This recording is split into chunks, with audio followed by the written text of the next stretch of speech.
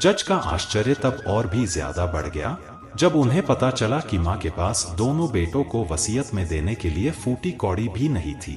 बहुत सोच विचार करने के बाद जज ने फैसला सुनाया कि माँ अब छोटे भाई के साथ रहेगी।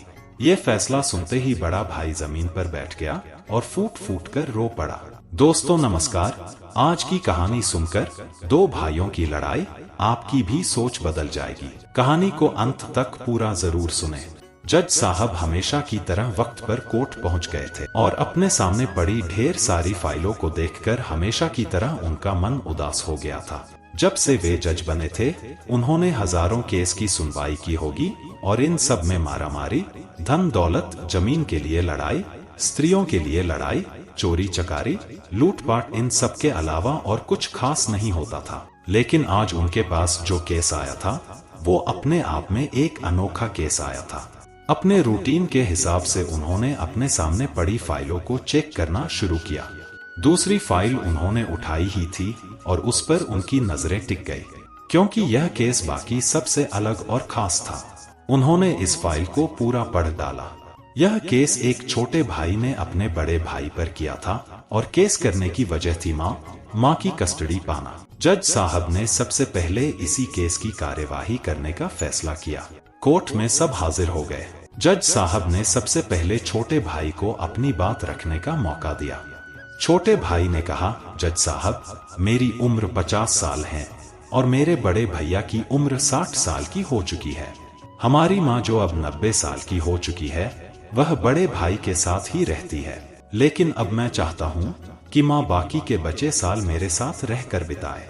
माँ की सेवा करने का मौका अब मुझे मिलना चाहिए। मैंने बड़े भैया को बहुत समझाया कि अब आपकी भी उम्र हो चली है, अब आपकी सेहत भी अच्छी नहीं रहती और आप दिल के मरीज भी हैं। मैं अभी स्वस्थ हूँ, इसलिए बेहतर यही होगा कि माँ की सेवा करने का मौका अब मुझे दिया जाए। वैसे भी माँ पिछले 40 सालों से उनके साथ ही तो रह रही है, क्या मेरा हक नहीं बनता कि माँ मेरे साथ भी रहे? लेकिन बड़े भैया हैं कि इस बात को मानने के लिए राजी नहीं है, इसीलिए मजबूरी में मुझे उनको कोर्ट तक लाना पड़ा। जब बड़े भाई को अपनी बात रखने की बारी आई तो बड़े भाई ने कहा, जज साहब, यह बात सच है कि मेरी उम्र 60 साल हो चुकी है।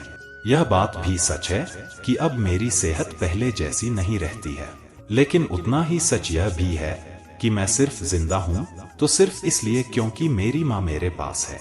चाहे मेरी सेहत कितनी भी खराब हो जाए, चाहे मेरी जिंदगी नर्क जैसी हो जाए, पर मेरी माँ का मेरे पास होना ही मेरी तकलीफों भरी जिंदगी भी स्वर्ग जैसी बन जाती है। जज साहब, अब आप ही बताइए कि मैं माँ को अपने से दूर कैसे होने दे सकता हूँ? जज ने बड़े भाई से कहा कि तुम खुद कहते हो कि तुम्हारी सेहत अच्छी नहीं रहती, तो भला तुम अपनी माँ की देखभाल अच्छे से कैसे कर पाओगे? यह भी तो सोचो। बड़े भाई ने कहा, मैं अपनी माँ की बड़े अच्छे से देखभाल करता हूँ। आप माँ से भी पूछ सकते हैं और अगर वो खुद कहे कि उन्हें मेरे साथ नहीं रहना है तो आप बेशक उन्हें मेरे छोटे भाई के साथ भेज दीजिए। जज को यह बात ठीक लगी और उन्होंने माँ को अदालत में बुलाया। 90 साल की बूढ़ी माँ बड़ी ही कमजोर थी। वो जैसे तैसे व्हील चेयर पर अदालत में आई। जज साहब ने बूढ़ी माँ से उनकी इच्छा पूछा तो माँ ने कहा कि मेरे लिए दोनों ही बच्चे समान हैं, किसी एक का पक्ष लेकर दूसरे को नाराज नहीं कर सकती। आप तो जज हैं और आप तो ऐसे फैसले हमेशा लेते हैं। आप जो भी फैसला लेंगे वह मेरे लिए आखिरी फैसला होगा और मैं चुपचाप उसे मान भी लूंगी। जज साहब बहुत परेशान हो गए। उन्होंने अपनी पूरी जिंदगी में ऐसा अनोखा केस कभी नहीं देखा था। हमेशा दो भाई अपने माँ बाप को एक दूसरे पर थोपते हैं। एक कहता है तुम रखो तो दूसरा कहता तुम ही रखो।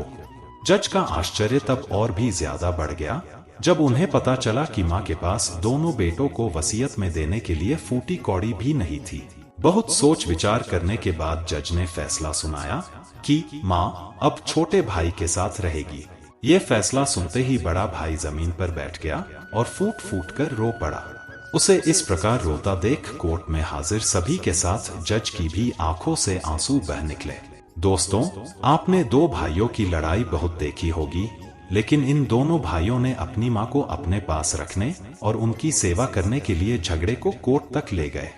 इस कहानी से और इन दोनों भाइयों से हमें सीखना चाहिए कि अपने माँ बाप का कर्ज कैसे उतारा जाए और माँ बाप की सेवा कैसे निस्वार्थ भाव से की जाती है। कैसी लगी कहानी कमेंट करके जरूर बताएं। यदि आप इस चैनल पर नए हैं तो चैनल को सब्सक्राइब जरूर करें। धन्यवाद।